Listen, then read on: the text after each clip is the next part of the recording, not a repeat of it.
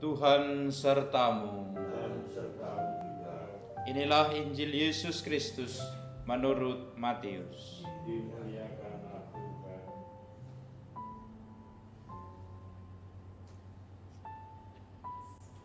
Pada waktu itu, perempuan-perempuan pergi dari kubur diliputi rasa takut dan sukacita yang besar. Mereka berlari cepat-cepat untuk memberitahukan kepada para murid bahwa Yesus telah bangkit. Tiba-tiba Yesus menjumpai mereka dan berkata, "Salam bagimu." Mereka mendekatinya, memeluk kakinya dan menyembahnya. Maka kata Yesus kepada mereka, "Jangan takut. Pergilah dan katakanlah kepada saudara-saudaraku supaya mereka pergi ke Galilea. Dan di sanalah mereka akan melihat aku." Ketika mereka masih di tengah jalan, datanglah beberapa orang dari penjaga makam Yesus ke kota dan memberitahukan segala yang terjadi itu kepada imam-imam kepala.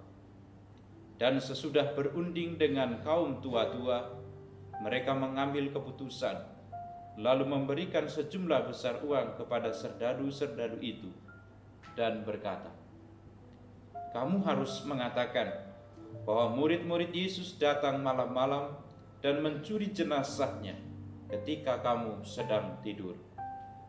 Dan apabila hal itu kedengaran oleh wali negeri, kami akan berbicara dengan dia, sehingga kamu tidak beroleh kesulitan apa-apa." Mereka menerima uang itu dan berbuat seperti yang dipesankan kepada mereka. Dan cerita ini tersiar di antara orang-orang Yahudi hingga sampai hari ini.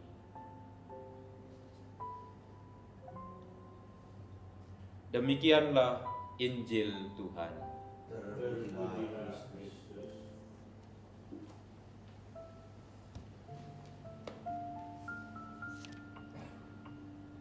Saudara-saudariku yang terkasih dalam Tuhan, kalau kita lihat peristiwa kisah kebangkitan Yesus Kristus, ada satu hal yang menarik dari fakta kebangkitan Yesus ini, yaitu bahwa kabar kebangkitan Tuhan Yesus ini pertama-tama diwartakan oleh kaum perempuan.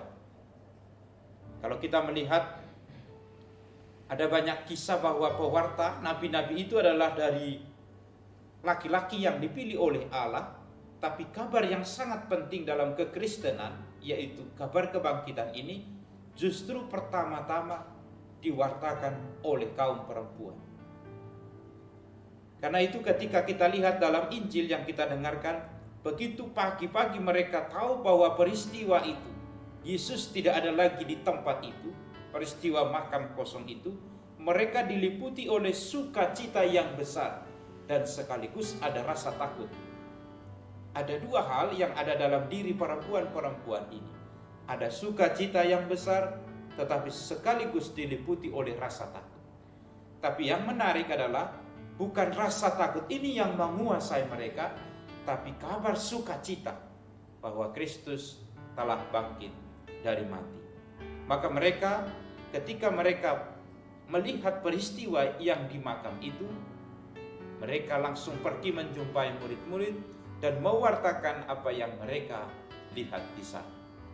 Saudara-saudariku yang terkasih dalam Tuhan, ternyata kalau orang sudah diliputi sukacita kebangkitan, akhir dari mengalami sukacita kebangkitan ini adalah bukan lagi rasa takut, tapi dipanggil untuk menjadi saksi.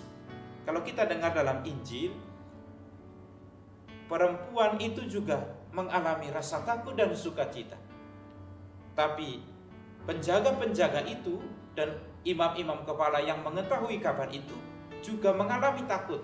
Tetapi takut ini menguasai mereka sehingga menciptakan cerita yang berbeda tentang kebangkitan Tuhan.